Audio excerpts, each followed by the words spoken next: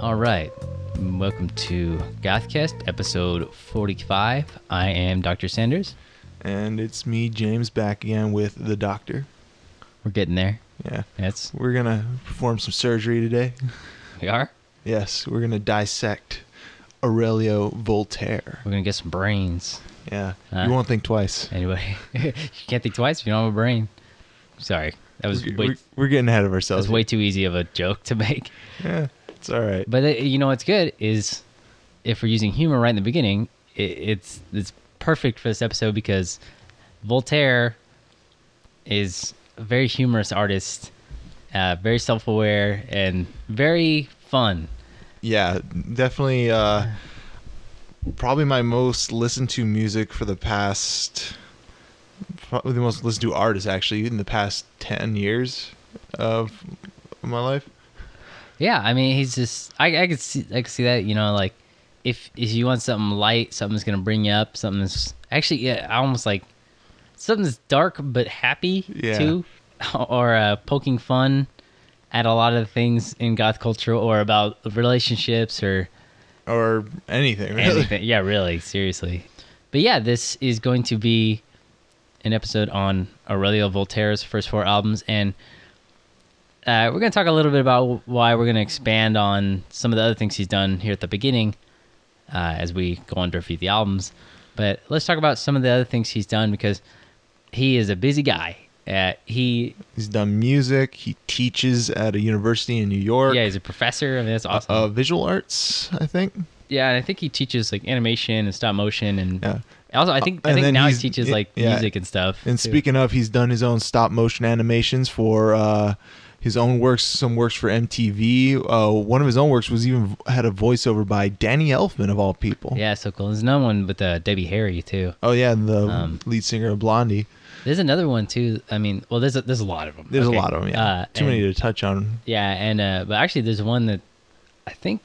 I mean, he's already won awards for that, but I think there's a fairly recent one in which he won an award where it's like a typewriter. It's like a mind of an artist sort of thing, which is cool. Like but like, I like the one where Danny Elfman narrated. It's probably my favorite of his. It's so cool. It's like about this cat. Like, yeah, it goes into like the mind of an artist itself too, and in a way, the whole thing's kind of a visual metaphor, but it was so neat. Like it's kind of like got this really sense of the strange and macabre about it, but it's not taking itself super seriously. And then at the end, you find out, oh, this guy's been talking to us this whole thing. It's freaking Danny Elfman.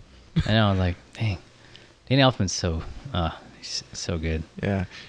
I keep on, you know, what's so funny is the great thing about Danny Elfman is like right now is, you know, you can listen to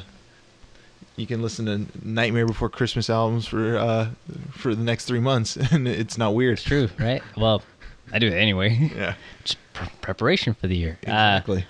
It's actually, you know, I think Voltaire is a good episode to do for this time of year, because if you're looking to have a Halloween party, play some Voltaire. Yeah, play some Voltaire. It's great. I mean, if you're goth anyway, you're probably going to be playing all year. It's probably Halloween all year round, but you know what I mean. Yeah. Also, if you have any idea who we're talking about, or even if you don't, you might know something this person has done with. He's done a couple musical works that have shown up in a popular cartoon from back in the day that a lot of us grew up with called The Grim Adventures of Billy and Mandy. Yeah, the one about the Rastafarian Grim Reaper. No, he actually might have done one. I know he did the intro for a movie that came out in like the early 2000s for Billy and Mandy. Do you remember? He's like, that's the Grim Reaper from Billy and Mandy. He was like, the voice? No, he says like, no, he didn't do the voice for it, but the show is about it's really weird because the show, the Grim Reaper has the Rastafarian thing. Mm-hmm. Grim, he's like, what you talking about, Billy? Did you ever notice that? He's like a Jamaican Grim Reaper. Yeah, I mean, I remember that. I'm just saying, I thought isn't that weird in and of itself? Oh, that in itself is weird, but I'm just focusing on the fact that Aurelio Voltaire, as he goes by now. Okay, here's what we're going to do. So, throughout the episode, we're going to say Voltaire, okay? Yeah, he is technically Aurelio Voltaire now, but, you know, he changed that. He was Voltaire before, and he had to change it many years later because everyone and their mothers is going. Yeah, some people just started calling themselves Voltaire. I love how he says, his response to it was like, don't people do Google searches? I actually have his response like right here. Yeah? To quote him, says, "I got tired of there being other people releasing albums as Voltaire. There's an indie band in Germany and some American guy who makes instrumental hip hop. I like, do these people not do a fucking Google search before naming their bands? Anyway, it's just easier to distinguish myself from them by using my first name." End quote. Yeah, exactly. And so we're just gonna call him Voltaire, but yeah, he especially for There's only one. yeah, for his new albums, he goes by Aurelio Voltaire, which is his first and middle name. I think his last name's Hernandez or something. Something like that. He's Cuban, just in case you're wondering, and he's at this moment like 50 years old or something. Looks good for his age, actually. But yeah, he's goth. He doesn't go out in the sun. The skin holds up if you don't go outside. It's true. Actually, I saw him live. I think I've seen him live multiple times, but the one I really remember was I saw him at Bar Sinister. God, was it 2 years ago? I think it was two. Dang, it's already 2 years ago. I saw him again since then, but that first time I saw him, I was like so blown away because I didn't really like. If you listen to his live album, it gives you an idea of what seeing him live is going to be like. But it is so involved and so funny. He's hilarious, and just had everybody laughing throughout the whole thing. Oh yeah. He's also like, I'm gonna drink this whole. Like I think he had a big glug, and he's like, "This is filled with rum. I'm gonna drink all this rum." Like before the end of the show, and he did, and but he made like Star Wars jokes and like all this stuff. It's crazy. I think he has a couple albums dedicated to just Star Trek jokes. Yeah, he did one, I think Bitrektual or something, and then he did another album, but it's like it's like just sci-fi stuff, but it has like a Star Trek name. Yeah, Bitrektual, and then It's the other one. There's two of them. Oh, damn, I can't find the other one. But yeah, I know he's done multiple sci-fi themed albums. Yeah, he talks about a lot of that stuff whenever you go see him. Another thing you might know him from outside of his music is he wrote a series of books, which I think a lot of people are familiar with. And so these are somewhat, I mean, they kind of need to reprint them to keep the price down. Some of them at times they fluctuate, but sometimes they're a little bit more expensive. But did the Oh My Goth series of books, started publishing them in 2000, and he's done quite a different things. Deddy the Terrible Teddy. Paint It Black, a guide to Gothic homemaking. Yeah. Oh, and I gotta expand on that in a second. I did What Is Goth, which was a pretty popular book at the time, and because you gotta think about this is like the early to mid 2000s when, I think, God, maybe let's see, it was published 2004. So, God, was MySpace even a thing then? I don't know. Yes, it was. MySpace was just barely starting out, I think. Yeah, so you gotta think about like the internet wasn't like it is today. So a book about what is goth, like that's gonna sell, know. But I remember seeing that book like everywhere, being like, oh yeah, that's like one of the only books that was like really really popular on goth. Of course, like some of his books I feel like get criticized now because they are extremely tongue in cheek, and they are a little bit over the top for some people. I think it's good because they're so self-aware. Like he is always really self-aware of what he's doing, but a lot of the E word elitists. We don't say that. I know. Sorry. You don't want to offend them. This is 2017. It's Everyone's 2017. offended. Everyone's offended. God, right now it seems. I'm offended. Right now it seems like it. Jeez. But I think some people don't get it, or they just are like, oh well, he's just a comedy guy. It's like, no, he's actually knows what he's talking about, but he does take a very tongue-in-cheek way of... Doesn't matter if you're funny. Talent is talent. Yeah, I think he's got talent. He does a ton of stuff pretty well. But yeah, actually expanding on that, the book, The Gothic Homemaking, he actually does a show on YouTube. It has, I think, like 9 episodes or something like that, where he basically does that, where he does Gothic homemaking, where he'll like redo his ceiling to be all black, or he gets like a throne chair, or he does, I need one of those. Yeah, right. I know. Well, I got a red leather chair, which is actually kind of nice. Yeah. I need like an actual throne though, and I can line it with like the skulls of my enemies, or maybe just some plastic ones I buy from a Halloween store. So. Either way, I mean, it's going to be cost effective. But, so he does that show. Probably, it's funny because probably a lot of people know him from that show now because YouTube is what it is. Yeah, YouTube is probably the top, 10 most recognizable like company bodies or corporation, whatever you want to call it, conglomerate. I don't know. I would say, yeah, definitely like whatever the correct term for it is. It's probably everyone worldwide knows what YouTube is. Oh yeah, unless you're literally living out in like under a rock or somewhere with no access to electronics. But yeah, so he's also done a little bit of like cartoon animation stuff. He's done like making figures. He's done he's actually done little shorts for animations for MTV back in the day when music was in music television. Also Nickelodeon too. Nickelodeon. He did Nickelodeon one too. So his stop motion is actually super good. But he also did a novel called Call of the Jersey Devil, which is appropriate since he lives in New York. Yeah. By the way, he has a hate on for New Jersey, if you don't know. It's so funny because he lives in New York, and like his show, like he does gothic homemaking and stuff, and his apartment's super tiny because he live in New York, like it's gonna be small no matter what. And he says he would only ever live in New York or Tokyo. So he's like the exact opposite of me in that he loves big cities and people, because I hate. I would be driven crazy living in New York. Yeah, I can barely stand living in a suburb. Yeah, it's some people just aren't meant for the city. Yeah, I mean, I've vacationed in New York City one time, and it was neat, but I could never live there. Nah, man, we're way too off the grid here. Yeah, food was good though. There's not enough dust. Yeah, but yeah, so Voltaire is just amazing. He's not for everybody. I'll say that.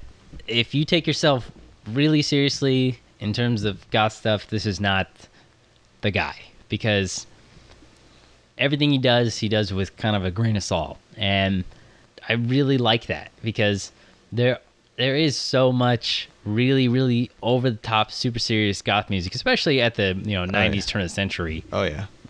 And this is kind of, he doesn't take himself too seriously. No, you can get a laugh out of it instead of, being, I'm super serious, goth, you get a smile on your face listening to Voltaire's music. Well, it's almost like the opposite of what the episode we did last week, where it's like Land After Midnight or singing songs about literally like making love so hard that the person dies, or like, like the song "Hate," like "Let me hate you, rape you." Like the songs sound nice, but like it's so negative. It's such a negative view. I mean, it's still good. It's still good. It's still good. But comparatively, it's like just as good, if not better, with Voltaire. But completely different emotions being conveyed. Yeah, exactly. And I like that. It's almost in sort of like an Addams Family way. Like he's almost like the accompaniment before Addams Family actually had a Broadway show. He's almost like the more theatrical music version of that kind of thing, where it's, oh honey, would you get the guillotine for me? I need to chop some onions, sort of thing. Yeah. I think one of my favorite jokes of his in one of his songs is from a song called "Zombie Prostitute." Oh yeah. The basic story is, the guy goes to a tomb of ill repute and hooks up with as the song says, a zombie prostitute, and then at the end he finds himself falling apart and becomes a zombie gigolo, and then when he serves his first customer, he hears a rip, and then he tells the lady, "Baby, keep the tip." Ah, gross. Disgusting, but funny. Yeah, that's perfectly sums up. And then another perfect song that sums up is one of his from the first album, The Devil's Bris, the song "When You're Evil." It sounds, that should be like a real dark, brooding song. The guy's having a blast. Yeah, that's a good song live too. Like I think he usually plays that near the end of his set, but yeah. Yeah, that's probably one of his more popular songs, aside from probably Brains, I'd imagine. Yeah, from Billy and Mandy. Billy and Mandy. Yeah, that's right. You get what I understand. Jamaican Reaper, right? Okay. Rastafarian Reaper. Yeah, what's up with that? And his mother or grandmother had dreads too. Did she? Yeah. Oh man, that show was really. I think I never thought about that either. Like I didn't think. Yeah, it didn't stand out as out of place. I was really. Like, oh, he's a Jamaican. Like, yeah, he's just not rolled with it, and then like you think about it later as an adult, and you're like, why was he Jamaican? The show reminds me, at least the humor, somewhat of the Beetlejuice show. Remember? The old Beetlejuice show. I remember the Beetlejuice show. I'm gonna review that one time, but I haven't yet. We'll get to it. Yeah. Okay, so after all that stuff, let's talk about Voltaire's first album, The Devil's Bris. Devil's Bris, released in 1998. And if you're wondering, after we described all of Voltaire's music, say you're not familiar with Voltaire, if you're wondering what kind of music he is, his genre is classified as dark cabaret, which basically means it's theatrical, spooky music, but kind of aware. With a tinge of humor a little bit, or and a sense of theatricality to it. Yeah, and the other one, the other artist. Why did I say it like that? The other artist that a lot of people may know is the Dresden Dolls. Ah, I know the Dresden Dolls. Yeah, who also had, do their own take on kind of self-aware, sort of poking fun at things, theatrical music, but also dark cabaret is largely associated with goth music, so it has a lot of visual stuff. It's basically like a different way to classify folky or goth music that's theatrical. Does that make sense? Sorta. Yeah. But yeah, it's to me, honestly, dark cabaret seems like kind of a vague genre term. At least in my opinion, I feel like, what does that exactly mean? I mean, yeah, I get what cabaret is and what what a darker version of cabaret is, but true. But then again, if someone says, "Hey, I'm looking for something in my library that's got goth music," that could be anything really, and it's like, "Oh, I'm looking for some dark cabaret in my music library," it's gonna come down to only a couple guys really, and one of them that's gonna stand out is gonna be Voltaire. Yeah, and by guys he means every gender, because Dresden Dolls is a woman. That's true. I think she has Lyme disease too. Yes, I'm pretty sure. Well, so that's what the genre is classified as. But this was released in 1998. I like this album a lot. Yeah. And I think it's a good way to start off for his type of music. And it feels more like a band than some of his other albums do in later years. Yeah. And I think what I'm going to do is, as a person who's listened to all, if not most, of Voltaire's music over the last 10 plus years, I'm gonna give my top 3 tracks of each album that we go through, if I've listened to it. That's probably the best thing, because I will say right off the bat, for a decent amount of Voltaire's career, and I'm not saying all of the albums, I'm not saying I'm saying a lot of the songs sound kind of similar, and that's because they are largely based on the kind of folk music, or kind of, sing-along kind of theatrical music. And so they use a lot of basic chords, a lot of very pronounced singing. The vocals are very loud on his albums in order for you to kind of sing along. And there's nothing wrong with that kind of thing, but it does start to sound a little bit similar at times for me. Yeah, which is why we're going to just help you sift out and pick some of the gems to get you started. And these songs will be the key to getting you hooked on his music, and then you can explore the rest of it for yourself and establish your own opinions on it. Oh, by the way, the other album was an EP called Band on Vulcan. Oh yes, thank you. Yeah, there's the other Star Trek album. Yeah, so how do you describe the sound of his album? I guess once you describe the sound of one of his albums, you describe a similar thing for his first few releases. In a way, I think a lot of what it's a little cliche for me. The sound of this album is a lot like it's poetry. Yeah, you with think so? Music in it. My God, I know. I think it's okay. So it's largely based on acoustic guitar and strings. Mm-hmm.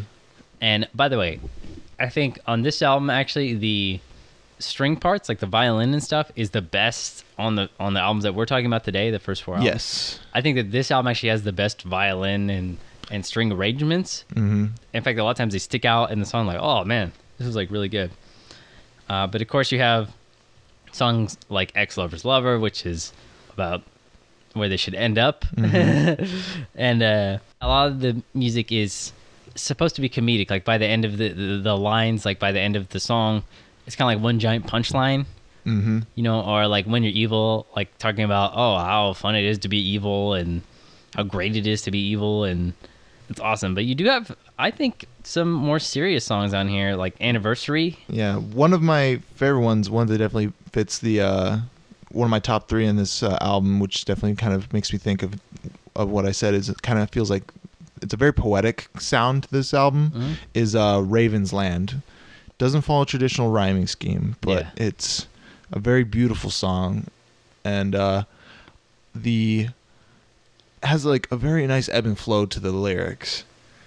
And it's a song that, you know, it's stuck out to me when I was listening to this music a long time ago, and definitely deserves its top 3 spot in my opinion on this album.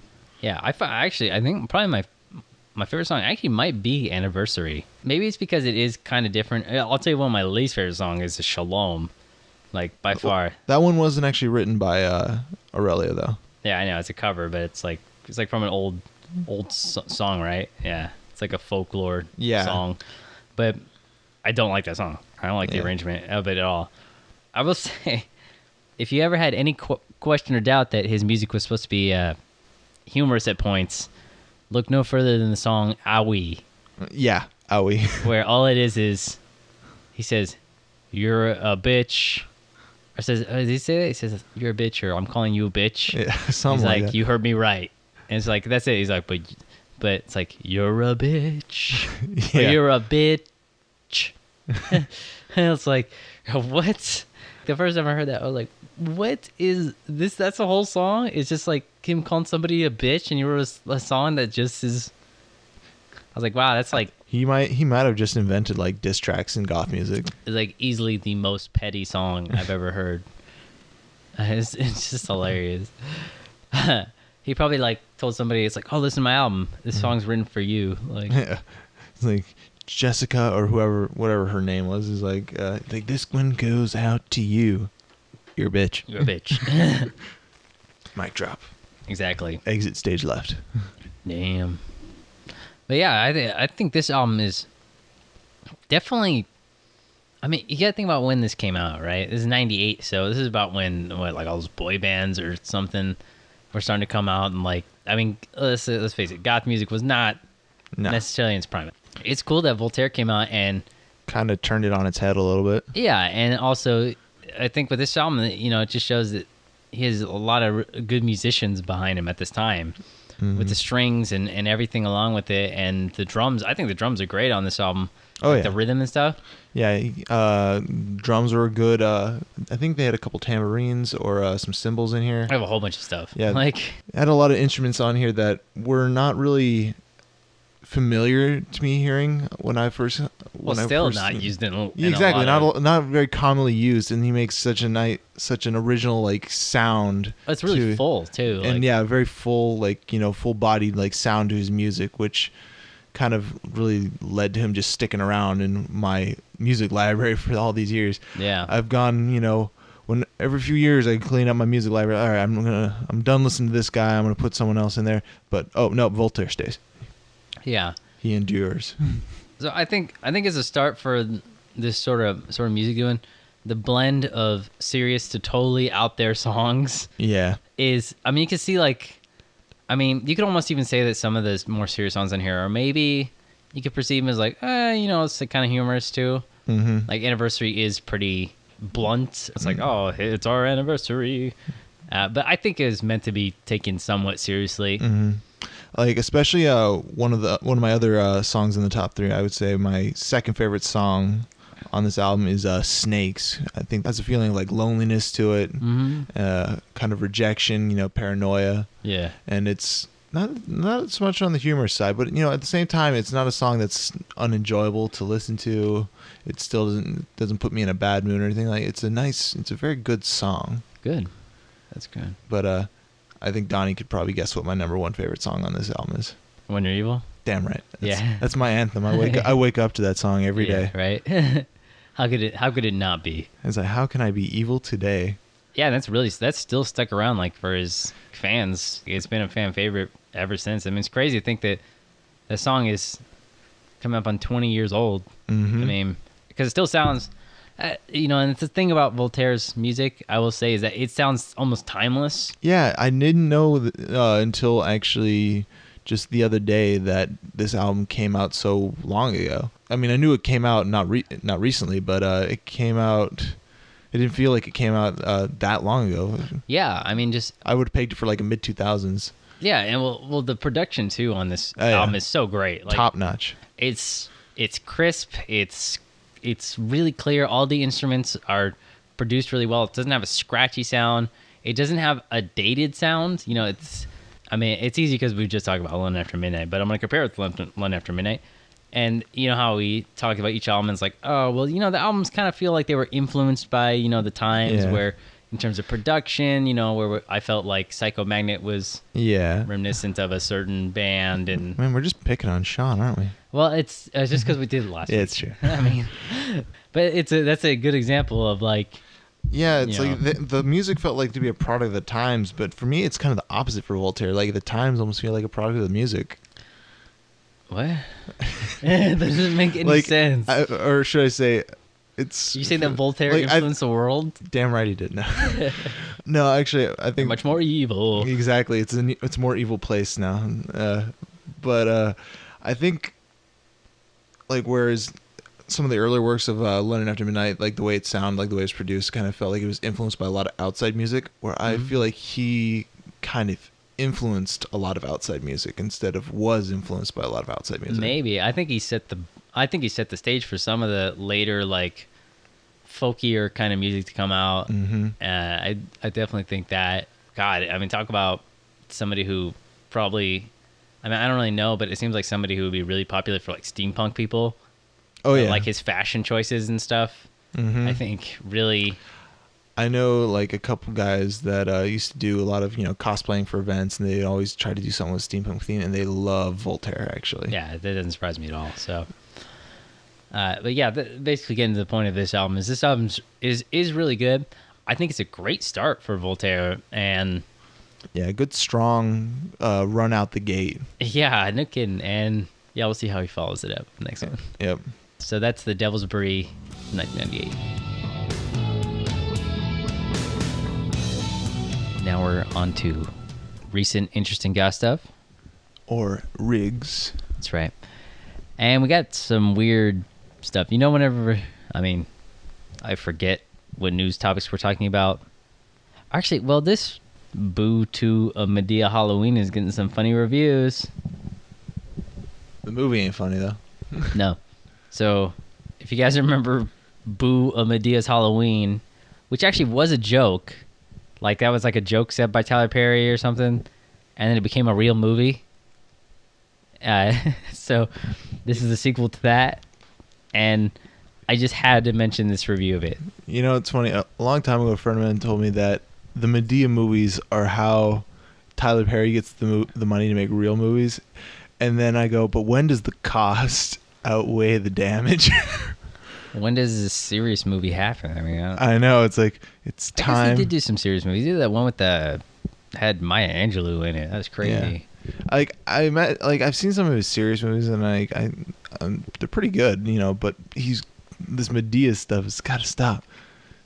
Now, well, here's a hilarious thing that sums up probably how a lot of people feel about Boo 2 on Dread Central. Their review of Boo to a Medea Halloween is titled "About as much fun as getting a colonoscopy from Edward Scissorhands." There's an image. Serious. I thought that was hilarious. Yeah, I much prefer Freddy Krueger. He's much more gentle. What's your favorite stupid... Probably scary movie series. Actually, I was like going to say, what's your favorite stupid Halloween movie? I was like, oh. Scary movie. Yeah, there's not many that are... Well, so many horror movies have that fine line between being stupid and being... Or you mean what's my favorite stupid movie, like scary movie that's an actual genuine movie and it's not intended to be funny? No, because what's your favorite Halloween movie that's stupid and is supposed to be stupid? Okay. Because too many of them skate that fine line between they took themselves too seriously and now they're stupid. I'm gonna stick with my original answer. Scary movie, the first one. Yeah, that's probably. I'm trying to think if there's. Yeah, I don't know. I mean, I could say like Monster Squad and stuff, but it's like just not the same. Interesting. That stupid movie Cursed. Oh man, Like- that's terrible. What, you mean Cursed, like the werewolf movie? Yeah, the one with Jesse Eisenberg before he was popular.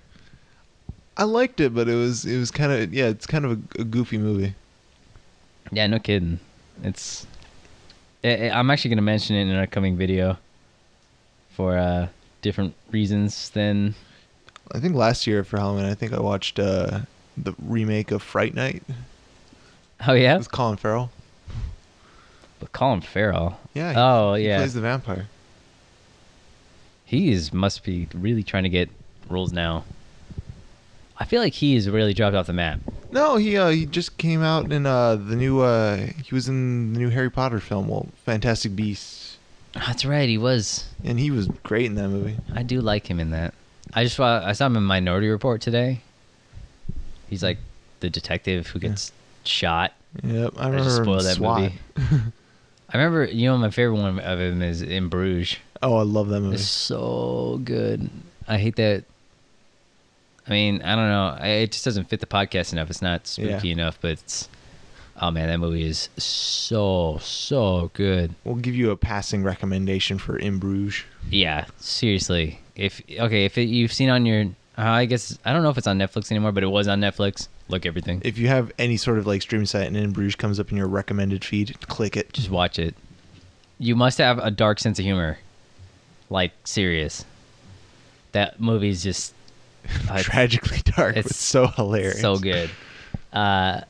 Also in the news, Robert Englund, who is always in a ton of really weird movies, he has said that he is too old to play Freddy Krueger again, because a lot of people are saying, oh, why don't you come back and play Freddy Krueger, because the remake was so crappy. Like, so bad.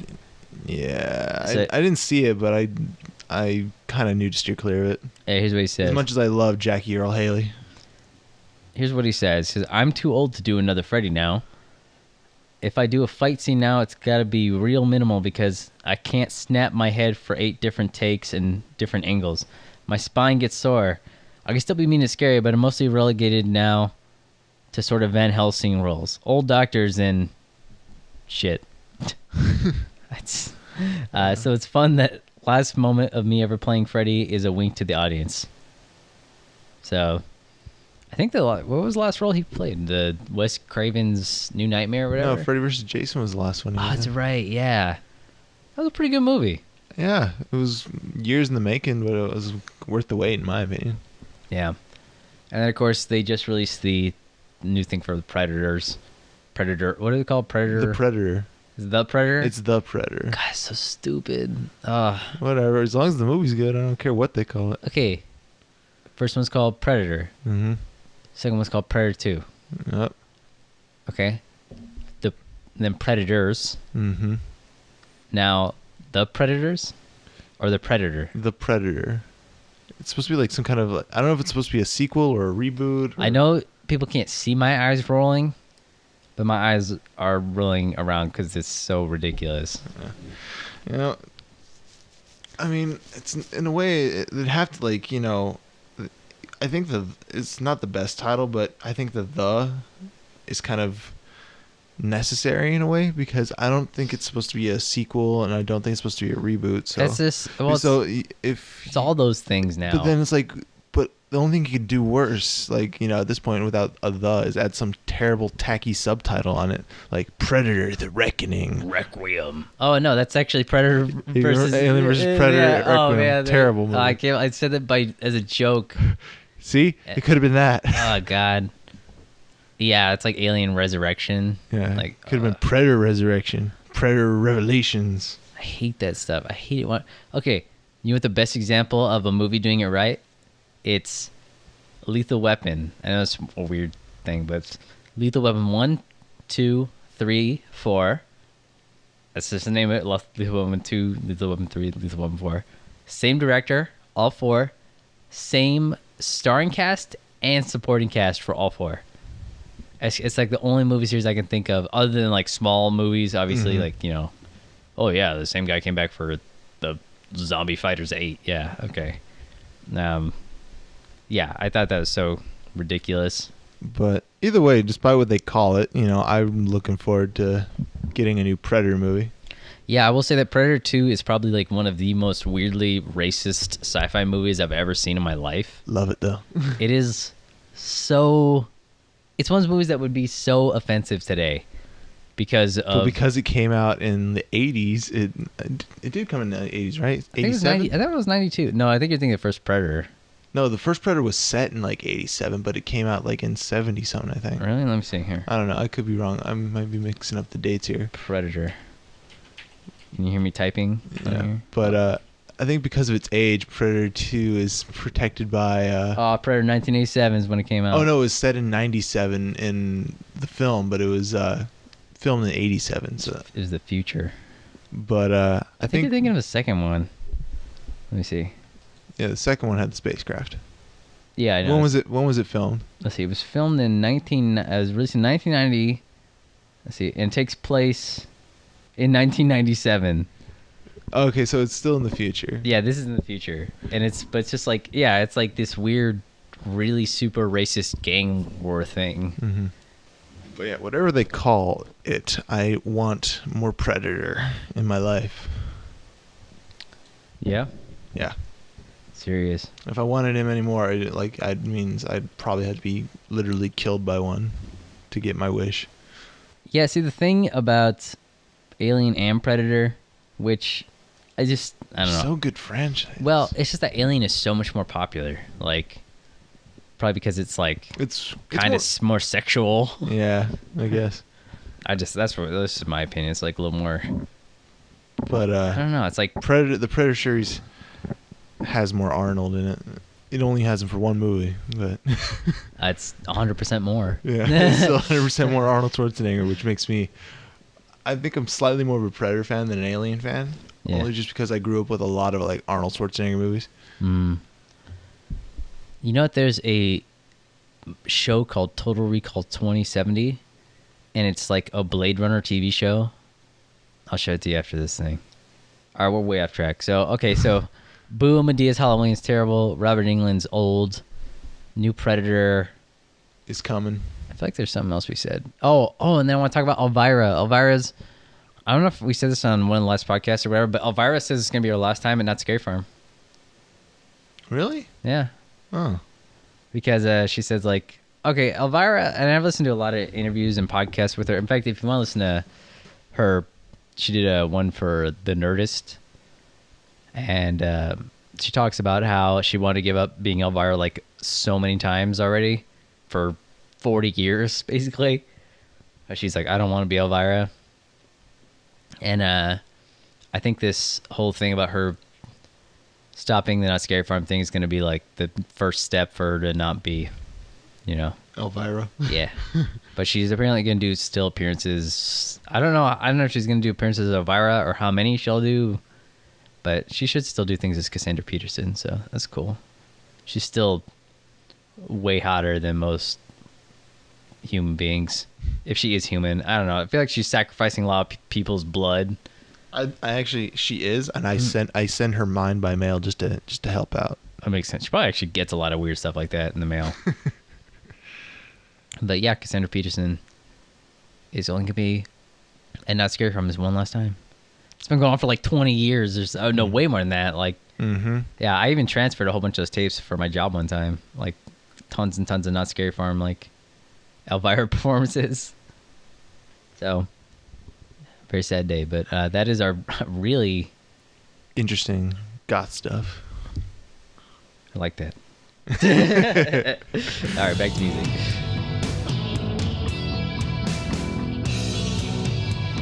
Now we're on the second album, Almost Human, released in 2000. Good year for goth music. Sure. Whatever. And just so you guys know that this album has Donnie's favorite album cover out of all of them. Terrible. It's terrible. So we didn't talk about Devil's Bris album cover, but the Devil's Bris, I think, it's a pretty good album cover. It's like memorable somewhat. It's Voltaire's face and tongue sticking out and stuff. Shadows. Yeah, I hate the cover for Almost Human. It just screams like like if Voltaire's music is timeless, this album cover is like the exact opposite of that. It's so dated. It's so dated. It's like one of those cheap. It looks like one of those cheap images that like somebody just put together like in Photoshop really quickly. It has like the I Love New York mug, the arrows. He's wearing like the 2000s headphones, you know, like where they like he puts them on his ear and then like they wrap around the back. Yep. He's got steampunk goggles on. Oh God, they get the arrows and everything. It's just like I can't stand this album cover, but I mean, okay. I will say this though for the album cover, his facial hair game is on point.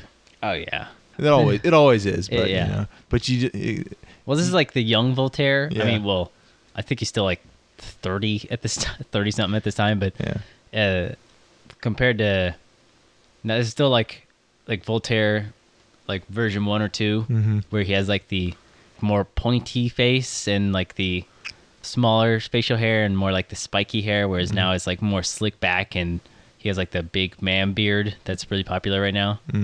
So it's different Voltaires, but this 2000s Voltaire still on point. But outside of that, outside of the album cover, and aside from the facial hair, it's version 1. I like this album, but I will say that it is similar. Like I said in the beginning, is that a lot of his early albums, or it kind of goes in phases where it's like similar albums. And I think that this album is kind of the Devil's Breed Part 2 in a way, as you can think about it. And there's nothing wrong with that. I think the instrumentation is a little bit different. His vocals are, I feel, a little bit more prevalent. They're pushed a little bit farther forward. It's more about Voltaire, you know, like I think that like what you hear, and it really just depends on which direction, you know, he wants to go thematically with his albums, I guess. Yeah, like all of his albums just seem to always have like a theme, which is not uncommon for artists, but you know, it's the sound really just emanates that whenever for whatever theme he chooses for his albums. The albums does look a lot of things more seriously than, well, I mean, a lot of more serious subjects, not necessarily handled in a more serious way. By no means. But it's like, I think he says like it's a look at life from Lucifer's perspective or something. Yeah. And you do have some like pretty, I would say, if you just read the lyrics to some of these songs, you'd probably offend a lot of people. I definitely feel like the song God Thinks, it's dark in the lyrics. I think it's about, you know, sort of how people use religion to just judge and hate everybody, you know, because he's like, it's basically God created AIDS to kill gay people, you know, God thinks blacks are out of date farm equipment or something like that. Like it's all these really awful things that people would say if they're like really religious, you know, like if they're really judgmentally Christian or Catholic, or they would say, oh, well, this exists because God wills it. It's like you're dying because God wants you to die. Yeah, like God kills puppies for, I mean, literally, I think like one last thing is like God kills puppies because like God thinks puppies need to drown. But it's basically like you hide behind your God, like you use it to justify yours. It's like it's pretty heavy hitting things talked about on this album. That perhaps he was going through like a crisis of faith or something. Who knows? I don't know. I mean, you got me. I'm pretty sure he's an atheist. I'm pretty sure he is. But yeah, so you do have some pretty. If he wasn't before this album, after this album, he definitely was. Yeah, I mean, we can only assume. I mean, who knows now? I mean, this is almost 20 years ago now. Yep, it's crazy.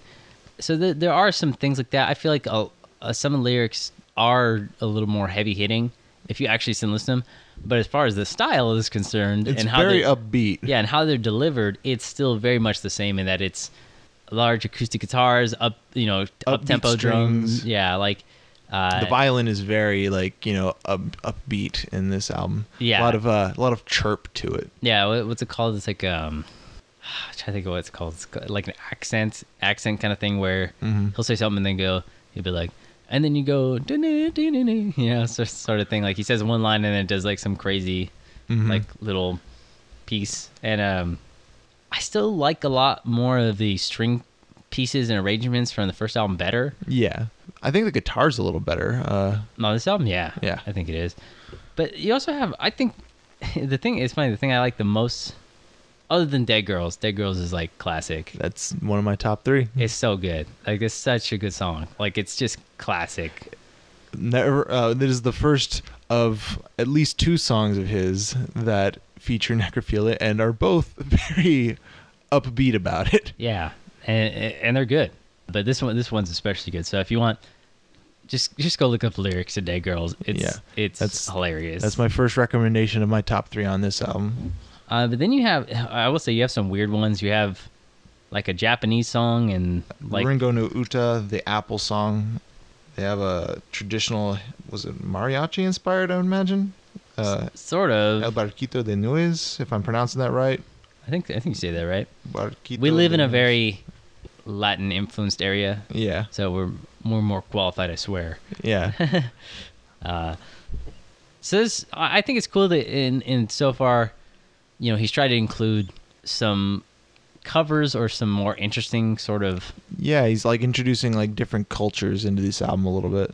And I like that sort of stuff because like the first one had the Jewish folklore song. Yeah. And then we have a song from Japan, and then we have a Hispanic. I would say either from Spain or Mexico.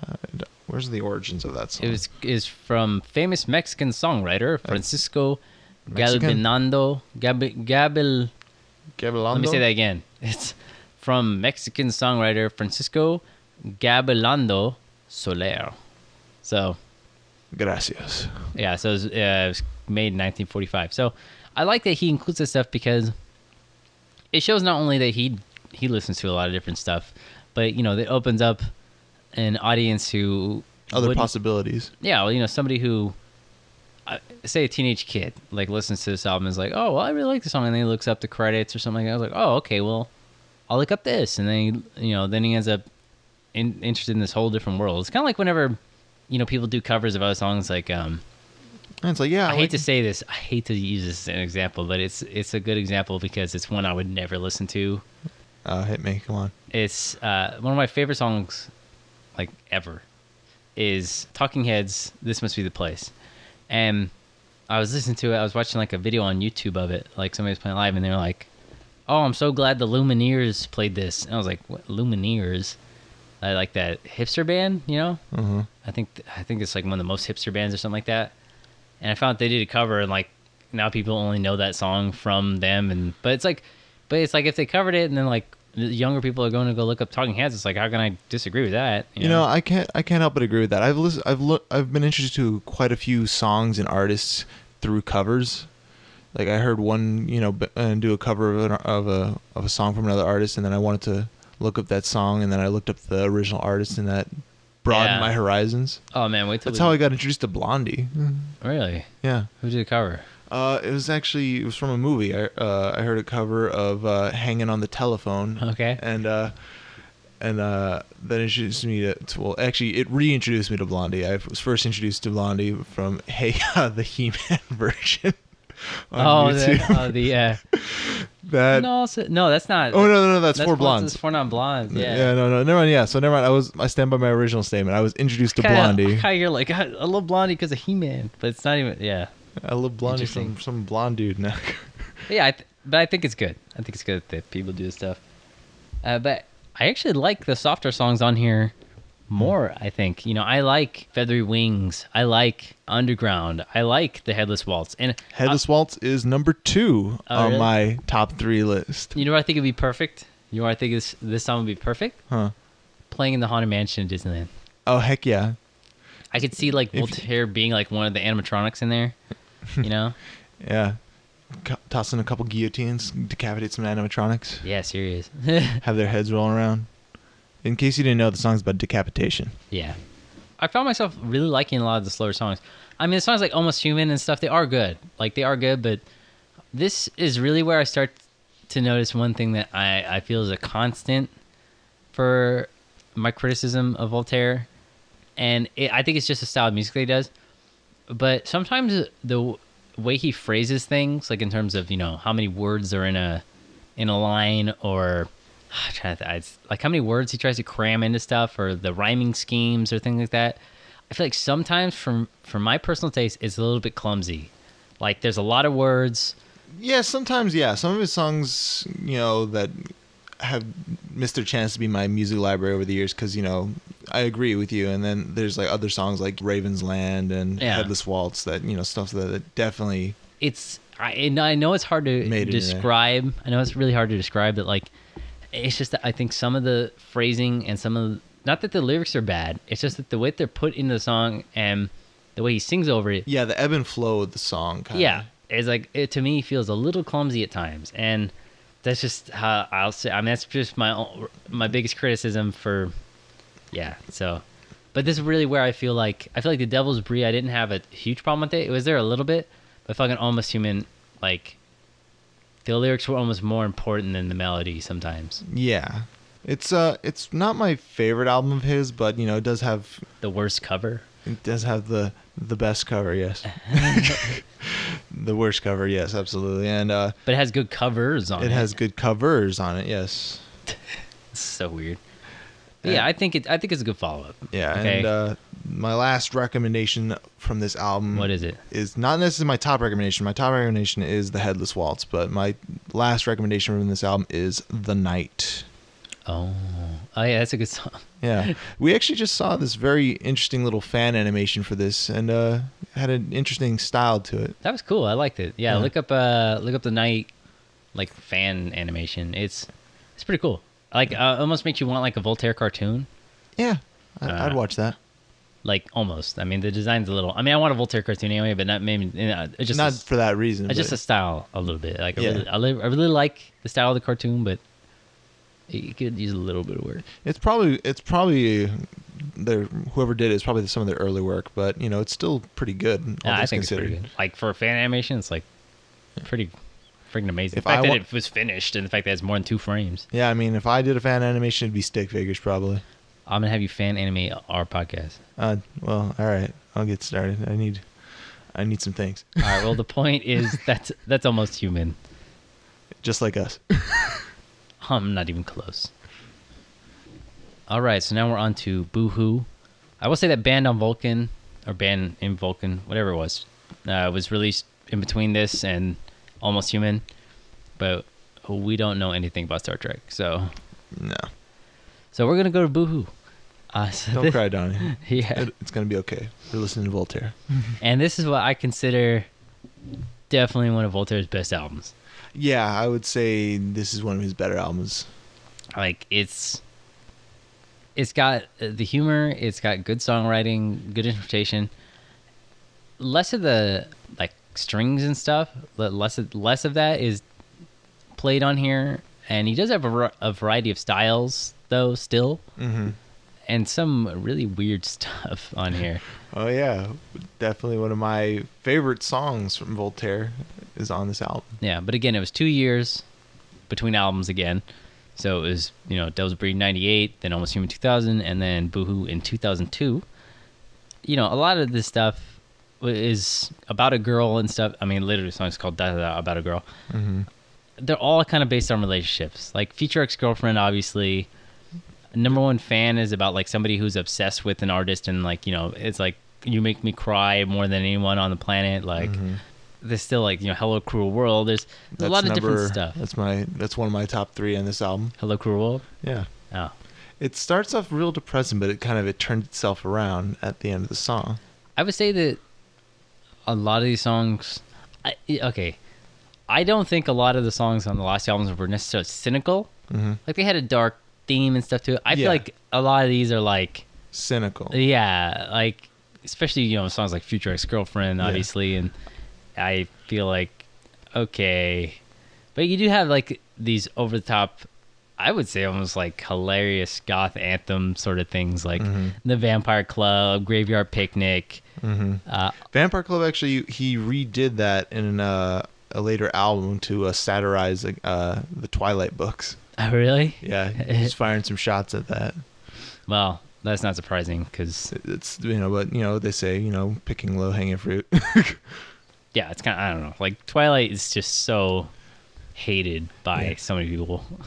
Yeah, well, we're not gonna go into that. That's a thing for another time. I'm working on this video for Twilight. Twilight's gonna be in it. It's not like about Twilight, but Twilight's gonna be in it. It's really interesting. why people will be surprised as to why I'm mentioning Twilight. I think when I'm done, they'll be like, "Oh, really?" All right. I look forward to seeing that. Yeah, you'll see. But before we go further, but yeah, we passed by another one of my favorite songs on this album. My number 2 recommendation is Future Ex-Girlfriend. Yeah? I actually kind of get a kick out of this song Yeah. because it kind of almost kind of reminds me of me a little bit. Yeah. Whenever I meet someone, I always tell like, yeah, I'm always ready to make a future ex-girlfriend because of this song. I get a kick out of it though. Yeah. It's kind of funny. Yeah. To me, I don't know, maybe not funny to some people, but you know. I think it's funny. Exactly. I think it works for me.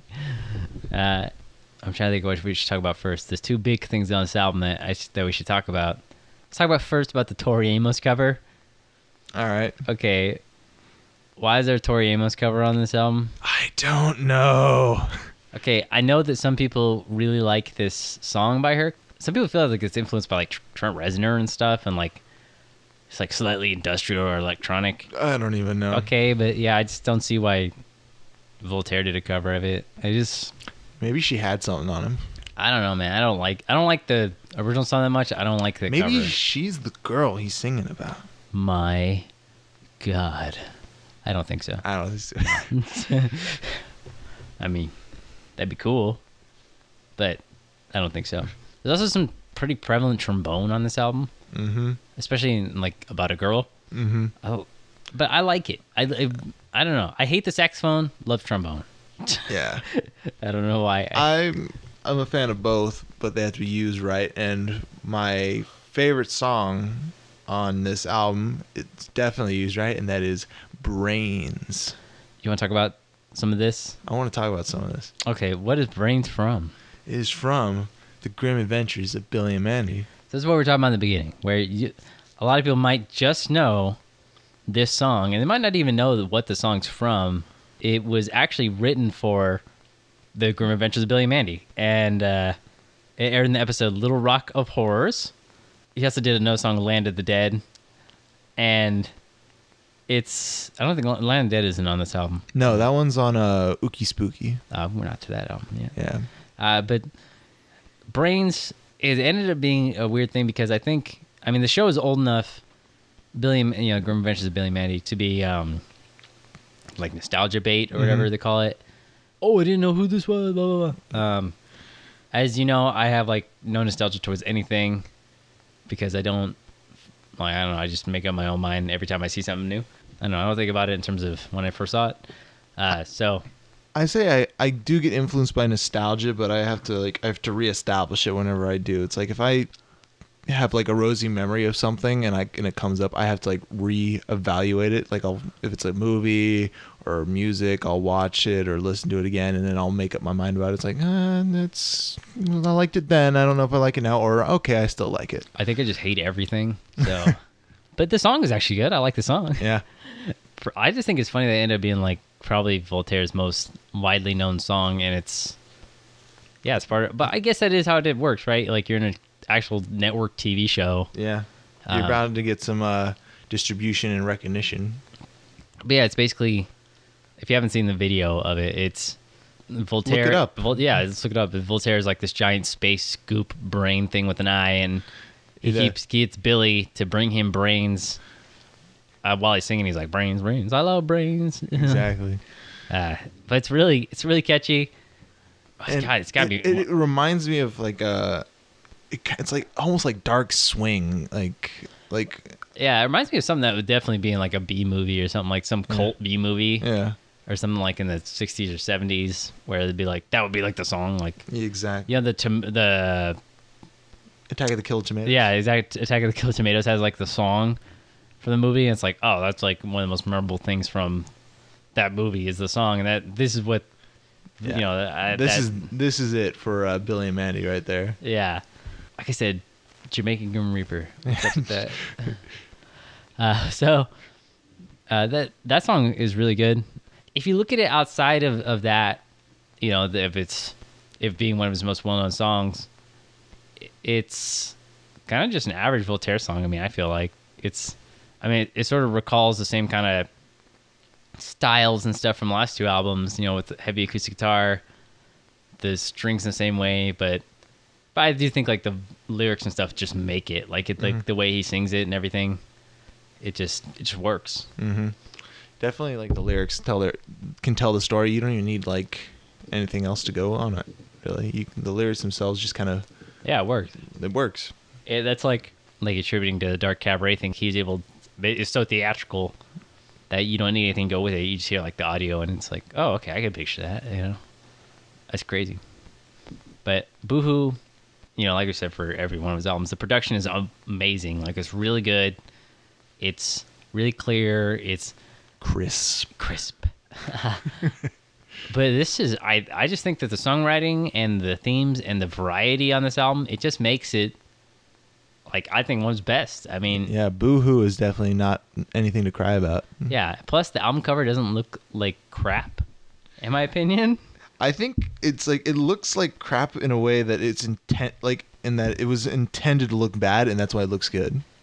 That is so deep, but I agree. It's just a good album. I mean, it's hard to describe why.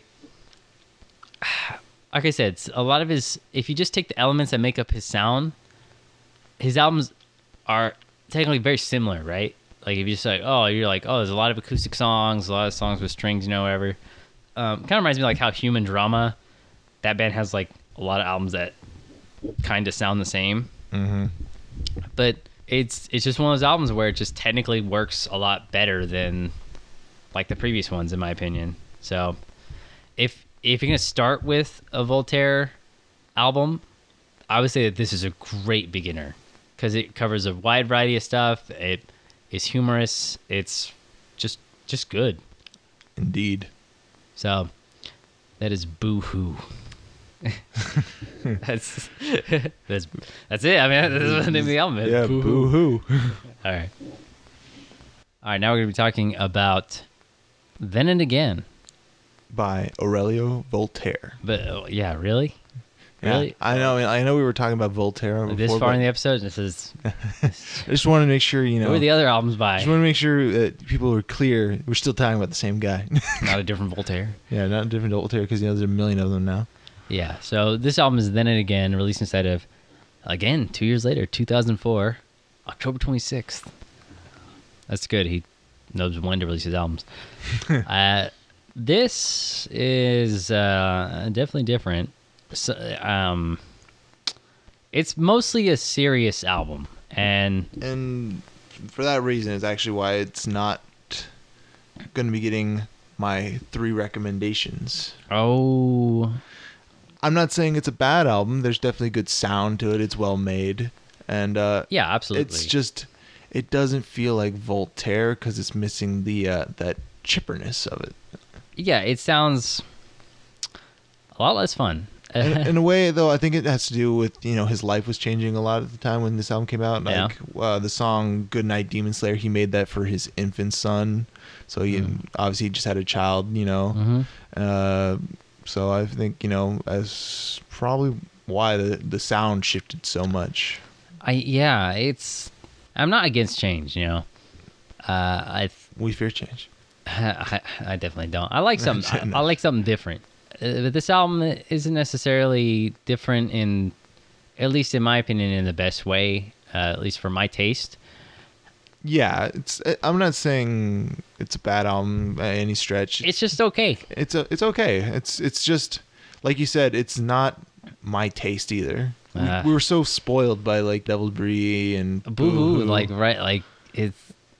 here's the thing: is I could see, and this is obviously like my thought about it is like, yeah, he's going through a lot of stuff, and I feel like with Boohoo, it almost took it about. At the time, it probably could have seemed like he took that formula to about as good as he possibly could have done, because that album is like. And of course, he was only going through like I think an ex-girlfriend or something like that for Boohoo, but like now he has like a kid, dropped into his life, and kids, as far as I know from everyone I know that has kids, when you have kids, it changes a lot of things in your life.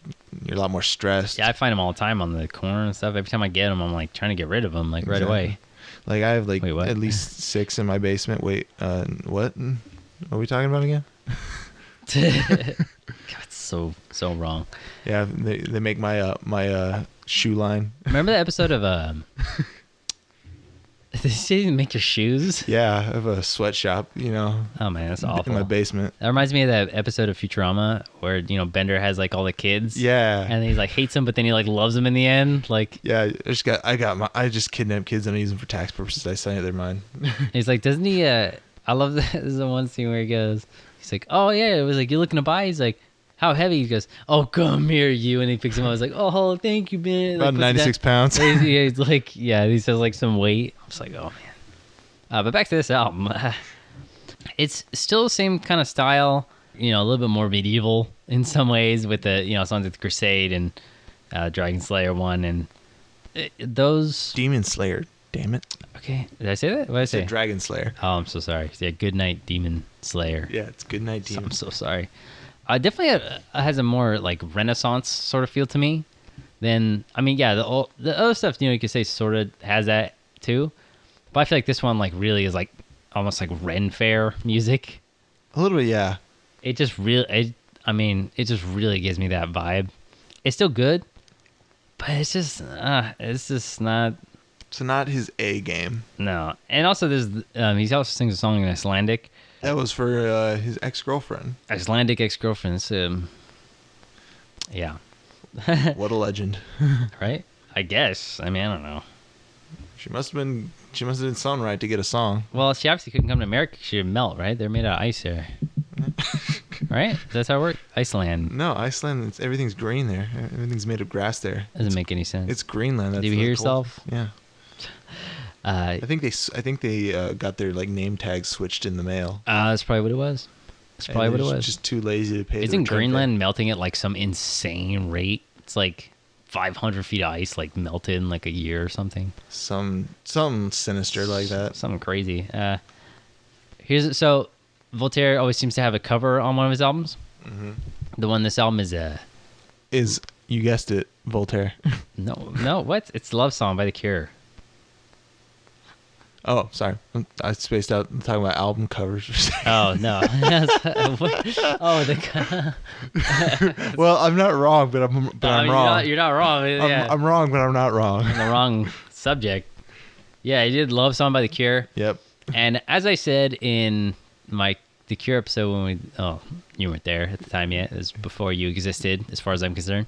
Thanks. And then... I was always there. Whoa. Love Song isn't one of my favorite Cure songs, especially since Disintegration's such a good album, but that's a whole different thing. But I don't like this cover either. This album to me lacks a lot of energy. Yeah, it's not very upbeat. It just doesn't, it just feels like it's just lacking something. And I feel like it's kind of, I hate to say it. I feel like it's kind of boring. I hate to say it as well, but I agree. Yeah, and like I said, there's no worse crime for an album or a movie to be boring. Because it's just like you just forget about it. And I feel like Then and Now, it has a lot of good instrumentation, some decent songwriting.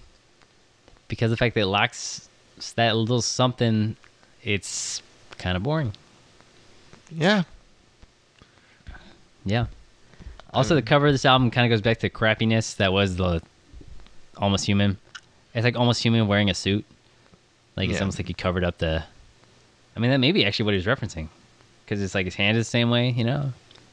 Anybody? No, it's a little... He's in a different position than... He's in a different pose than an Almost Human, but he's definitely... Yeah, this album cover isn't really the best, but it's better than Almost Human, though. Almost anything could be better than that. I can't describe how cheap that looks to me, the Almost Human cover. But I will say this. There's one thing I have in common with this album cover. He has his watch out. I kind of had my watch out listen to this album a little bit. Because see how long it was? Yeah. I'm sorry. I mean, like...